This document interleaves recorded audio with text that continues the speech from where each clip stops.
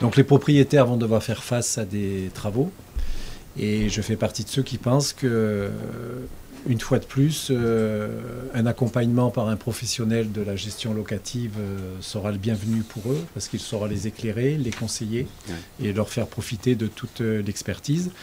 Et aujourd'hui, moi, je vais profiter de Maryse qui est là pour nous expliquer un petit peu, lorsqu'un propriétaire bailleur a fait le choix de confier son bien en gestion à un professionnel de la FNAIM, comment se déroule un petit peu cet accompagnement. Et je pense que peut-être ça démarre par la découverte du bien que l'on va te confier à gérer. Oui, une étape qui est sans doute pratiquement la plus importante, qui va être la visite du logement et de ses accessoires. Alors là, on va avoir une casquette un peu comme le diagnostiqueur, où on va bien sûr regarder la situation, la vue, les équipements, le confort, mais aussi anticiper tout ce qui va relever de cette gestion-là. C'est-à-dire vérifier si le bien est conforme au décret de la décence, premier décret, indispensable, qui a des conséquences très lourdes s'il n'est pas respecté.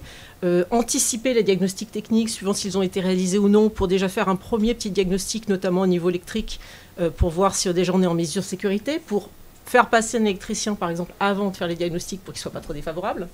Décrire le bien, bien évidemment. Voir si le bien est en copropriété ou si c'est une maison isolée, un appartement isolé, voire une monopropriété. Puisque, en tant qu'administrateur de biens, même si nous ne sommes pas syndic, nous pouvons gérer des immeubles qui appartiennent à un seul et même propriétaire. Et c'est le cas pratiquement dans tous nos portefeuilles. Donc, on va examiner l'ensemble des documents, étudier les charges si c'est une copropriété pour voir ce qui relève des charges qui seront récupérables auprès du locataire, dont le chauffage, l'eau chaude, etc. Et ensuite, bien sûr, faire une étude de marché pour estimer sa valeur locative. Mais ce descriptif-là va permettre de préparer la mise en location du bien, d'anticiper les travaux et de donner des conseils aux propriétaires sur ce qui sera nécessaire pour qu'ils soient au prix du marché, mais aussi qu'ils répondent aux contraintes techniques, parce que les diagnostics, ils sont presque aussi nombreux maintenant à la location qu'à la vente. Il y a vraiment très très peu d'écart. Et bien sûr, également, pouvoir, je dirais, faire réaliser des devis s'il le faut, faire réaliser les travaux avant même que de prendre le bien pour qu'il soit totalement apte sur le marché. Et tu as bien raison, tout cela est important parce que de nombreux propriétaires s'improvisent propriétaires bailleurs et souhaitent faire des investissements locatifs. Mais comme vient de le rappeler Maryse, leur première obligation, c'est ce qu'on appelle l'obligation de délivrance, qui est primordiale, et que le locataire que l'on va mettre en place puisse trouver et jouir de son logement paisiblement. Oui, c'est la première des bases. Après tout cela, Maryse, donc tu proposes un mandat, je suppose, Alors effectivement, les contrats que l'on va signer entre l'agence et le propriétaire bailleur sont des mandats. Mandat de location qui définit les conditions de la location et qui vise à trouver un locataire. Et le jour où on a remis les clés au locataire, c'est le mandat de gestion qui prend le relais. Donc ces mandats vont reprendre bien sûr les descriptifs complets. J'en ai pas parlé, mais il est évident qu'on examine aussi toute la partie juridique, qui est propriétaire, de quel lot, la situation patrimoniale, la situation maritale. Toutes ces choses-là sont reprises et vont permettre d'avoir tous les éléments pour mettre en publicité le bien. Et pour sécuriser ton client, tu pourras lui proposer l'assurance loyer impayé. Oui, c'est-à-dire qu'on va proposer un panel d'assurance ou de garantie qui permettront de garantir en loyer impayé le propriétaire. Aujourd'hui, ça devient un des motifs principaux, je dirais, de recourir à un professionnel. Donc, proposer des garanties de loyer impayé qui ont des spectres, je dirais, suffisamment larges pour ne pas se fermer à des clientèles. Et pour proposer également d'autres dispositifs suivant le type de logement, comme les cautions d'État, la caution visale, par exemple, quand on s'adresse à des jeunes ou quand on s'adresse dans des petits logements. Et d'autres dispositifs aussi qui existent, notamment, par exemple, pour les locataires étrangers, voire les étudiants étrangers. Donc, fort de ce mandat, tu vas pouvoir déclencher une recherche locative efficace. Bien sûr, les photos, le descriptif du bien, la publicité. Aujourd'hui, beaucoup de publicité passe par Internet, avec bien sûr des sites particuliers, des sites d'agences, mais aussi des panneaux, mais aussi de l'affichage. Tous les moyens, en fait, pour se faire connaître. Une découverte du client candidat locataire, tant au niveau de sa situation, je dirais, familiale, personnelle, bien sûr professionnelle en termes de revenus. Bien sûr, la visite du logement et de voir s'il y a une adéquation. Et le plus important, la recherche de la meilleure solvabilité du locataire le plus pérenne possible. Oui, et quand ce locataire a été trouvé, vient le temps de la rédaction du bail. Oui, et là bien aussi, sûr. C'est un élément... Petite précision en termes de solvabilité. Au niveau de la recherche du locataire, on va bien sûr déterminer, suivant sa situation, quels sont les documents qui seront nécessaires d'être pris en compte pour étudier sa solvabilité, dans le respect des décrets, puisque c'est une liste exhaustive de documents qui peuvent être demandés. On va en vérifier la validité et le fait que ce soit bien des vrais, parce que il y a de plus en plus, je pense que tous les confrères nous sommes confrontés à la même situation, de plus en plus de dossiers faux et de faux très bien faits qui circulent. On en est même obligé de vérifier aujourd'hui tous les avis d'impôts, parce qu'il y a beaucoup de faux au niveau des avis d'impôts. Les gens, aujourd'hui, sur Internet, très facilement, font un mix entre papy, ma belle-sœur et moi, et ça range les revenus pour que ça colle pile poil, généralement, à une solvabilité locataire.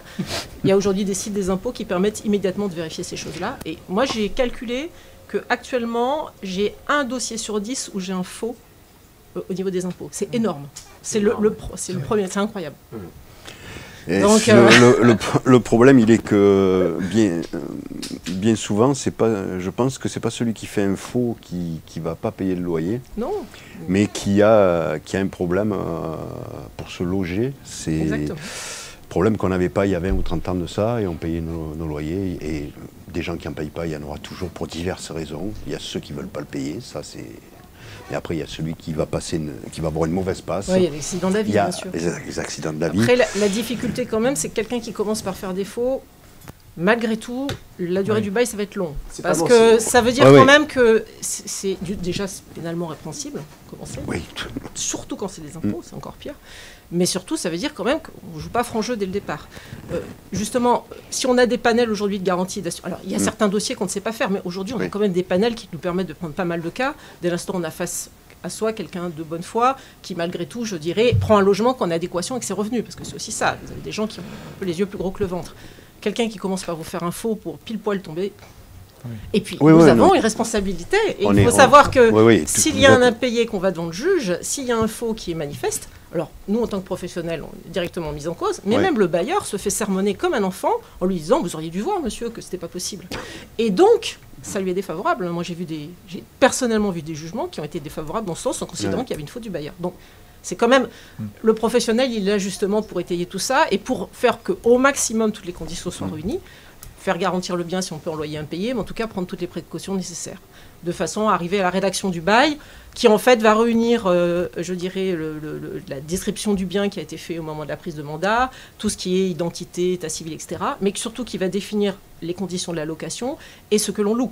Le logement, comment est produite l'eau chaude, comment est produit le chauffage, qui va payer quoi, toutes les définitions, la durée du bail, comment est-ce qu'on va pouvoir le rompre. Alors même si beaucoup de choses sont écrites par la loi, c'est quand même très touffu, on va dire. Donc il est là aussi pour pouvoir expliquer. Je sais que, bien sûr, il y a des annexes, tous les diagnostics techniques. C'est aussi à ce moment-là qu'on va dire au locataire, attention, attention, quand on parle du DPE, 16 degrés dans une chambre, 19 degrés dans le séjour, vous serez sans doute au-dessus de ces chiffres-là. Ne m'appelez pas dans un an en me disant je consomme plus, c'est probable. Parce que peu de gens respectent ces chiffres-là.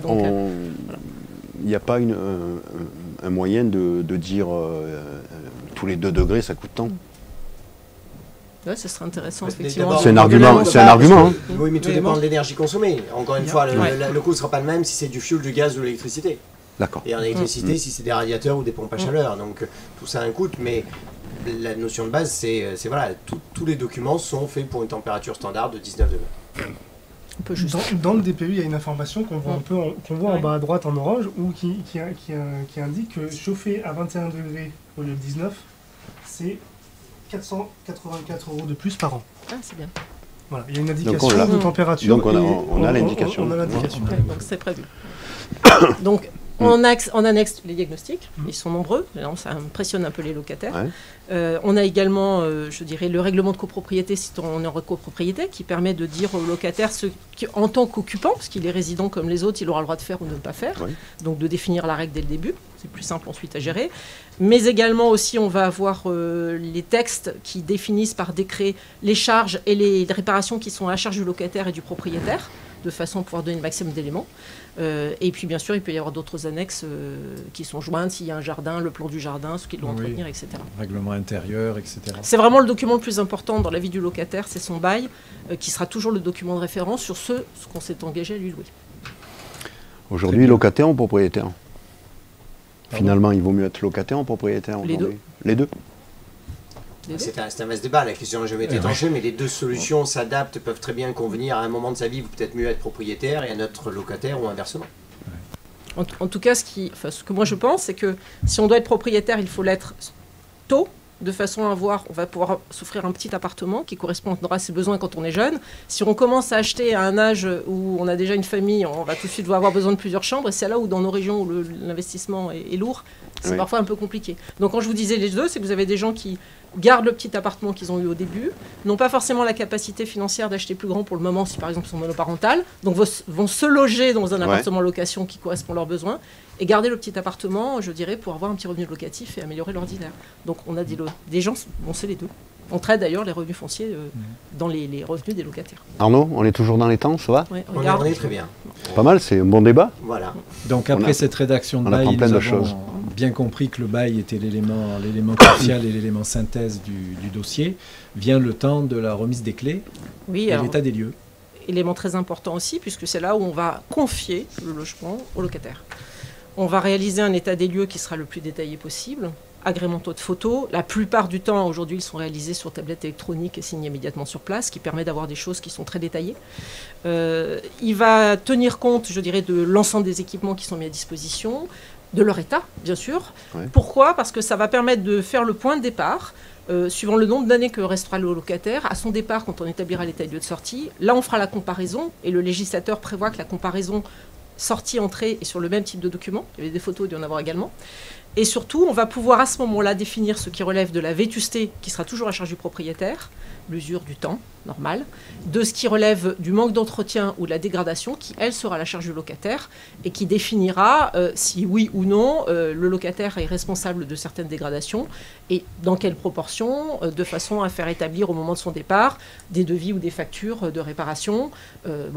Parfois, c'est juste un petit ménage ou les bouches VMC qui n'ont pas été nettoyées, mais parfois, c'est un peu plus conséquent, et bien sûr, toujours en tenant compte de la vétusté, de façon à pouvoir rendre les comptes et rendre un décompte définitif dans des délais qui aujourd'hui sont assez courts.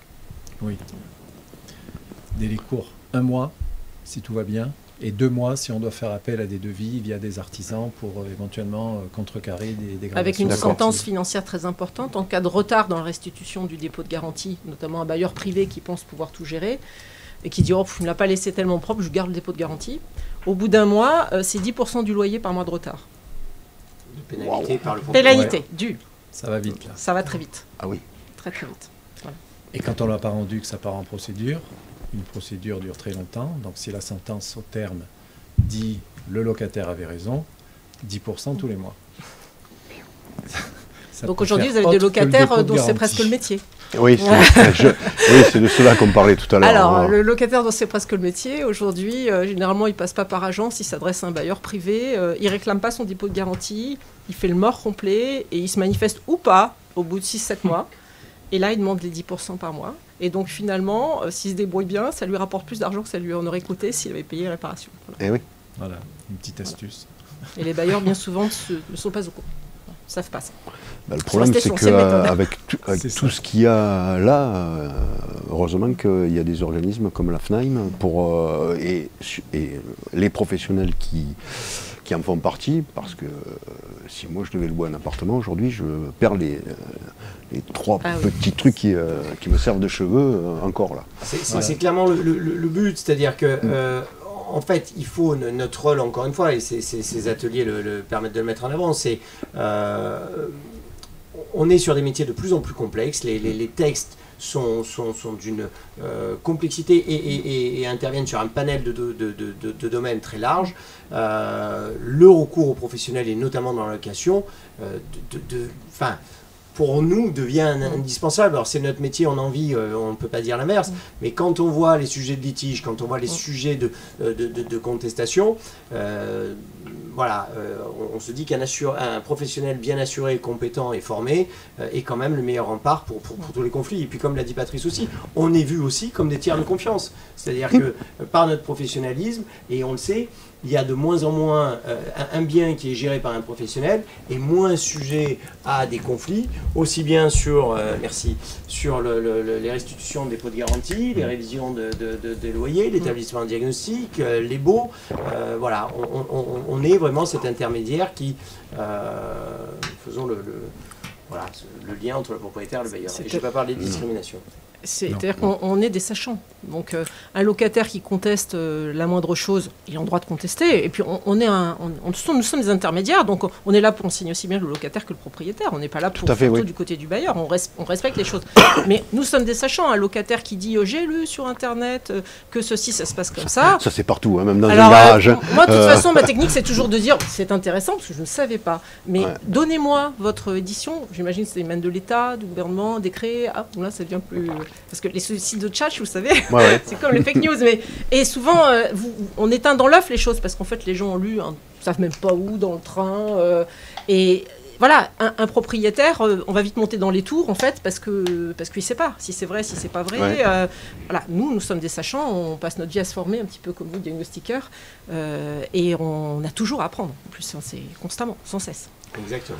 Voilà, et une fois que le locataire est en place, le parcours démarre également et le gestionnaire locatif va également gérer le suivi du quotidien. Voilà, donc répondre aux interrogations du locataire, quant à son bail, son appartement, ce qu'il a le droit de faire ou ne pas faire. Notamment, on parlait tout à l'heure d'électricité pour les voitures électriques, c'est vraiment une demande très récurrente actuellement. On va également répondre bien sûr à ces questions sur la fin du bail. Je me sépare, je me marie, quelles sont les conséquences, comment est-ce qu'on va faire. Donc tout ça, il y a toute une législation qui est compliquée à mettre en œuvre, sur les conditions de son départ. Les petits tracas du quotidien, la fuite d'eau, l'appareil qui ne marche plus, le voisin qui vient le voir parce qu'il a un dégât des eaux. Donc toute cette partie-là, on va l'accompagner avec notre locataire, avec son propriétaire, avec la copropriété, bien sûr, puisqu'on a les voisins, et gérer la fuite d'eau, qui doit-on faire intervenir, faire un devis, voir avec le propriétaire ou plusieurs devis, faire réaliser les travaux, les suivre, vérifier que ça correspond aux attentes du locataire. Gérer bien sûr tout ce qui est dégâts des eaux et aussi les dommages sur les bâtiments neufs. Donc les dégâts des eaux aujourd'hui avec l'évolution des conventions au sein des copropriétés qui changent un peu tous les 2 ans, on va dire, la règle change tout le temps, ça devient très compliqué honnêtement. Gérer sur les bâtiments neufs la parfaite achèvement, l'année qui suit la livraison du logement, quand il est loué, en plus c'est pas le propriétaire qui est dedans, donc il faut pouvoir l'accompagner. Et ensuite les 10 ans de dommages ouvrages, suivre également, représenter le propriétaire, suivre les expertises, surveiller les travaux. Tout ceci c'est le quotidien, on va dire, de l'agent immobilier qui fait l'administration. Lors d'une précédente émission, j'avais soulevé le fait qu'un propriétaire loue un appartement et n'a plus de nouvelles de son appartement. Il ne sait pas dans quel état il est, il ne sait pas comment il parce que le locataire est chez lui. Le locataire est chez lui. Je pense qu'il faudrait que ça change un peu, qu'il n'y ait pas le propriétaire, mais par exemple quelqu'un comme un diagnostiqueur puisse, peut-être pas tous les ans, mais tous les 3 ans, entrer. C'est pas l'esprit de la loi. La loi prévoit une visite annuelle du logement, qu'il est totalement impossible de mettre en œuvre si un locataire ne le souhaite pas. Derrière, si on n'y arrive pas, il faut bien avouer que les tribunaux ne sont pas très conciliants. Moi, j'ai personnellement vécu le cas d'un locataire qui causait un dégât des eaux dans un immeuble en copro sur 4 étages. On a même inondé les parkings. Quand je dis dégâts des eaux, ravagés, des appartements impropres à l'habitation, qui refusaient l'accès à son logement. On a mis 1 an et demi pour avoir un juge qui nous autorise à rentrer. C'est-à-dire que pendant 1 an et demi, toutes les demandes du juge, c'était une condamnation financière. Donc une astreinte de 100 € par jour. Il ne faisait pas. On repartait devant le juge. Il demandait à chaque fois de reconvoquer les expertises, les 4 experts. Donc on reperdait du temps et à chaque fois il constatait que le locataire n'était pas là, on a su pourquoi plus tard, et donc on repartait en justice. Ça a duré 1 an et demi. En 1 an et demi, vous imaginez les ravages faits à une copropriété, et en plus avec des attaques des copropriétaires, des attaques, enfin voilà. Et au bout d'1 an et demi, c'est avéré que c'était un monsieur qui était en perdition totale, et que dans le logement, pour tout vous dire, c'est l'anecdote, sur 40 mètres carrés, nous avons trouvé 499 bouteilles de whisky vides de 2 litres. Il y avait des détritus jusqu'à 1,50 m. Et en fait, il était en autodestruction. Et donc, bien sûr, il ne pouvait pas accepter qu'on rentre dans ce logement. Donc, il a fallu un moment... Mais 1 an et demi pour qu'un juge vous autorise, alors que vous occasionnez des dégâts à tout un immeuble. Donc, de là à dire que quelqu'un va vous dire, si le locataire ne veut pas vous laisser rentrer tous les ans, on va le condamner à le faire, non. Donc, non, il vaut mieux être dans le dialogue. Enfin, moi, quand j'en parle, c'est dans une vie normale. Hein, il vaut mieux être dans le dialogue. Bisounours, si vous voulez, mais c'est dans une vie normale. Je trouve que quand on a mis X milliers d'euros dans un appartement et qu'on l'a loué, on a fait rentrer quelqu'un chez soi, le gars paie son loyer, c'est normal. Et que moi, je sache si mon appartement est bien entretenu, c'est normal aussi. Alors, On vous demande l'attestation d'assurance quand vous rentrez dans l'appartement, mais l'année d'après, on ne vous la demande pas. C'est une D'accord, obligation. moi, ça tous m'est les jamais ans. arrivé. Tous les ans. Donc, Parce que vous n'êtes pas passé soit par un bon professionnel, mais l'attestation d'assurance, et Tous les si ans. on pourra en faire un sujet, enfin on va parler Ouais. d'assurance dans quelques Ouais. minutes, Ouais. mais l'attestation Une d'assurance, c'est obligation. quelque chose Ouais. que tout administrateur de biens réclame à ses locataires tous les ans. Et il faut savoir que c'est un motif d'ailleurs de résiliation du bail peut-être plus facile que le non-paiement du loyer. Ah ouais, d'accord. Quoique maintenant, comme le législateur nous demande d'assurer le locataire s'il n'est pas assuré, voilà. D'accord. Donc Oui. on doit effectivement assurer le locataire et lui facturer par mensualité le montant de la C'est prime ça. d'assurance C'est- s'il n'est pas assuré. Mais J'ai la une visite du image. logement, généralement, ça se fait quand même de façon très sympathique, soit pour le moins de prétexte, c'est-à-dire justement, mon voisin est venu me voir, j'ai un petit dégât des eaux, si on n'a pas vu le logement depuis longtemps, on va sauter sur l'occasion pour aller le voir, Ouais. c'est évident. Et puis aussi, on a des locataires avec qui on fait des rendez-vous presque annuels, à l'occasion ou de la régularisation des charges ou autre, on fait un petit point. Ça, bien sûr qu'il y a des locataires qui... Et puis vous avez des locataires qui ne vous permettent pas l'accès au logement, c'est une réalité. C'est pas la majorité, mais il y en a. Il y en a. Ouais. Bon, voilà. Après, nous, on est quand même là pour suivre. Alors, après, j'ai juste une petite question. C'est pas forcément une question. C'est une question ou c'est pas une question? Alors, C'est une question, mais c'est une demande. C'est une demande. On verra, ouais. C'est une demande, en fait. Nous, on fait des diagnostics, mais on fait également des états des lieux. Et c'est vrai que maintenant, tous nos partenaires nous demandent de plus en plus, pour pénétrer un peu dans l'appartement et pour prévenir un peu lors d'un état des lieux de sortie, de faire, pré-état des lieux, oui. de faire un pré-état On des fait. lieux. Vous le faites également, ouais. oui, Je trouve que mais ça c'est- veut dire qu'on est quand même en fin de bail. Oui, c'est-à-dire que dès l'instant où un locataire donne congé, comme on est ici dans notre région, dans des zones de tension locative, la plupart des locataires aujourd'hui peuvent donner congé en un mois. Je dis bien la plupart, puisque Ouais. c'est pas le cas de toutes les communes, mais toutes nos grosses communes, c'est le cas. Un mois, c'est court. Donc, généralement, effectivement, on propose toujours au locataire une pré-visite d'état des lieux, donc qui permet déjà de voir l'état du logement s'il est C'est ça. occupé depuis Ouais. longtemps, de savoir si on va pouvoir le relouer facilement ou pas, et puis de pouvoir conseiller le locataire en lui disant bon, voyez, le joint de la douche, il est abîmé, il faut que vous le refassiez, c'est à votre charge. Là, vous avez mis une bibliothèque, quand vous allez retirer, il va y avoir une constellation de chevilles. Même si vous les enlevez, le panneau sera totalement dégradé. Enlevez-les, faites un petit coup de peinture sur ce pan de mur-là, je ne vous demande pas toute la pièce, mais ça, il faut... Voilà, tous ces conseils-là qui font que, déjà, le locataire sera prévenu. Bon, alors après, il fait ou fait pas, parce que Oui. parfois, le locataire, il n'a pas entendu, il n'a pas voulu entendre. Surtout que, généralement, on lui écrit derrière, pour Oui. lui rappeler tout ce qu'il a à faire. Mais bon, la plupart du temps, ça évite les tensions au moment de l'état de Exactement. sortie, puis les mauvaises surprises. Ouais. Parce que c'est pas toujours évident de savoir ce qu'on doit faire, ce qu'on ne doit pas faire. Les gens disent le voisin m'a dit que, ma belle-sœur... Mais voilà, là, c'est une règle claire. Effectivement, on le fait. D'accord. Mais on est, pour répondre à votre question, on est à la fin du bail. Ouais. Un peu tard, si on Un n'a peu pas bien tard. entretenu.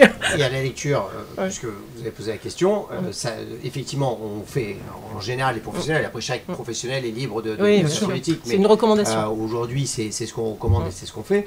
Et la prévisite, effectivement, va tomber de plus en plus sous le sens par rapport au départ qu'on a eu précédemment. Notamment pour envisager les travaux Ah oui, d'économie bien sûr. d'énergie qu'il faudra qu'on Ouais. fasse pour pouvoir relouer cet appartement, surtout s'il est mal noté. Bien sûr. Une des dernières missions du gérant locatif, c'est la domiciliation du syndic quand c'est en copropriété pour permettre de pouvoir régulariser Bien sûr. les charges. Alors, l'administrateur de biens, quand il assure sa gestion, il va bien sûr appeler les loyers, les sommes du locataire, il va encaisser, il va payer ce qu'il a payé pour le compte du propriétaire. Alors, il va y avoir de l'assurance loyer impayée, par exemple, il va y avoir peut-être une facture d'intervention d'un plombier ou d'un diagnostiqueur, d'ailleurs.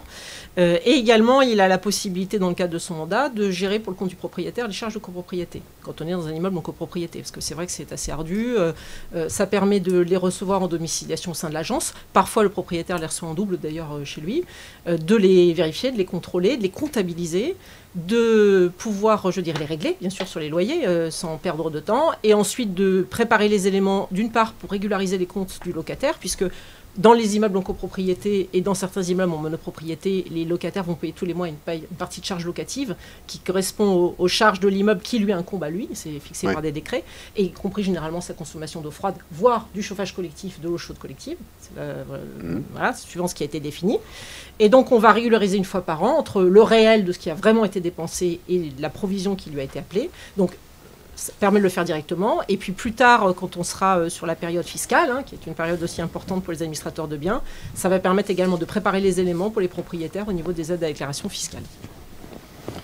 Eh bien, je crois qu'avec toi, là, on vient de faire un joli tour d'horizon de ce qu'est le métier de gérant d'immeuble et à quel point il était important aussi de se joindre à cette matinée des assises parce que les deux métiers, donc syndic et gérant d'immeuble, vont devoir travailler main dans la main. Enfin, j'en suis en tout cas vraiment convaincu pour tous ces challenges qui nous attendent concernant les co-rénovations, la chasse au logement passoire. Et je suis convaincu aussi que de nombreux propriétaires auront envie maintenant de passer par un pro FNAIM de surcroît. J'espère.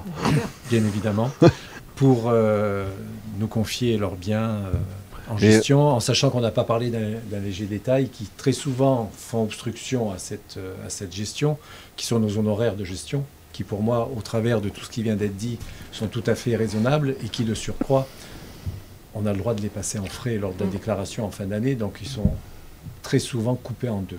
Donc le véritable pouvoir d'achat qui est perdu, c'est la moitié de nos honoraires contre tout le soulagement et tout le travail qui vient d'être expliqué par En France, on a des problèmes avec les honoraires, contrairement aux pays anglo-saxons, où dans les pays anglo-saxons, il est normal de faire travailler quelqu'un de compétent pour soi. C'est vrai.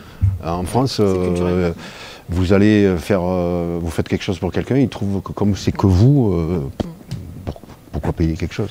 Mais au final, moi je fais aussi partie de ceux qui pensent que toute cette complexité qui nous est rajoutée professionnalise nos métiers. Mais c'est dans tous les métiers. Et j'espère que bientôt nous serons incontournables. Mais moi je pense que même ça doit être obligatoire. Donc, parce que ça devient très compliqué dans tout. Après, ce qu'on constate aussi, moi je trouve ce qui fait plaisir, c'est que beaucoup de locataires veulent passer par une agence pour justement avoir ces services-là. Oui. C'est-à-dire qu'il y a encore une dizaine d'années, des locataires évitaient les honoraires de location et disaient « Oh non, je préfère être en direct avec un propriétaire ». Et aujourd'hui, on a quand même beaucoup de gens qui nous disent « Moi, je préfère payer des honoraires et d'avoir un interlocuteur professionnel ». Parce que, voilà, c'est un arbitrage. Mais même en tant que locataire, on est tranquille. On a affaire à un professionnel, on n'a pas affaire au propriétaire. Donc, comme ça, on reste copains. Et on discute avec l'intermédiaire. Et pour rejoindre ce que dit Maryse, elle a tout à fait raison. Très souvent, quand on a fini de les mettre en place, ils nous disent « Mais bien sûr, pour la gestion, les loyers, ce sera avec vous aussi. » quoi. Ouais. Et on sent qu'ils ont ce besoin-là et que pour eux, c'est devenu rassurant. Et c'est tant mieux. Ça veut dire que notre expression de tiers de confiance prend toute cette dimension. Exactement. Arnaud ? Eh ben, merci Maryse, Patrice, Cédric. On va terminer par notre dernier atelier.